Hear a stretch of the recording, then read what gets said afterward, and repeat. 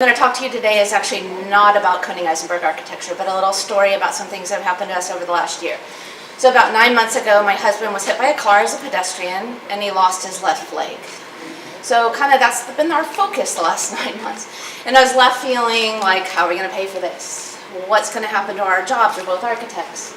And one of the biggest challenges was we live in a walk-up, second floor unit. How is he going to get home? He has one leg. So the stairs have become a real obstacle. You know, this is the perceptual cell we did a few months before. He's in there, hopped up, no big deal, right? Stairs. Now it become like a fear factor. You know, it's a place where you can fall. It's a place where you can get hurt. So he did this illustration of all the monsters that appear in the stair.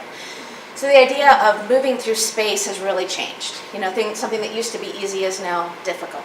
Something that used to be easy has to be planned for. So when we go somewhere, it's how do we get around? Is it accessible? You know, is there a ramp? Is it a stair? Because we don't want them to fall, right? And so I think the next slide is ramps.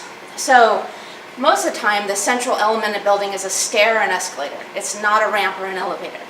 But we found that one of his favorite joys is ramps. So he did these drawings on ramps. And that ramps should be central. It shouldn't be just the stairs. You should have ramps that are accessible for everyone.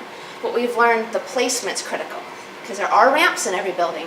But we've entered a building through many storage units, many service kitchens, through weed-covered ramps. And so they should be central in the projects that we do, and they should be equitable, you know, for everyone. And so this kind of deals with nature. So part of recovery is getting out in nature, but we found it really challenging. Parks, for example, most of the paths are on the periphery. So it puts you viewing people doing something you can't do, you know? And for example, the beach, this is a photo from Cambria. There's a path 30 feet from the ocean. So we couldn't find a path in California that can get you to the water. So that's been like one of the challenges. But we're overcoming. You know, it's been about 9 months. We're moving forward, thanks to great physical therapy, you know, that's enabled him to kind of move. And he's got a prosthetic. We're starting to move through that.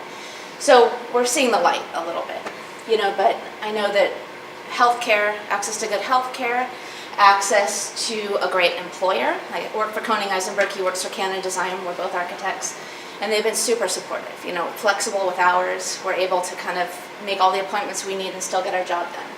But I just wanted to highlight that I didn't realize there are 185,000 lower extremity amputees a year in the US. I had no idea. And 2 million amputees in the US as a whole. And actually 19% of the US population is disabled. That's 56 million people. And to be honest, I had no idea, because we kind of live in our own universe, but now I'm very aware.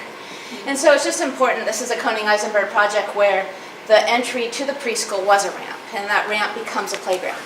So it's important that all that we do, whether it's holding the door open for someone who needs it or designing an accessible space, that we do that in our daily work. Thank you.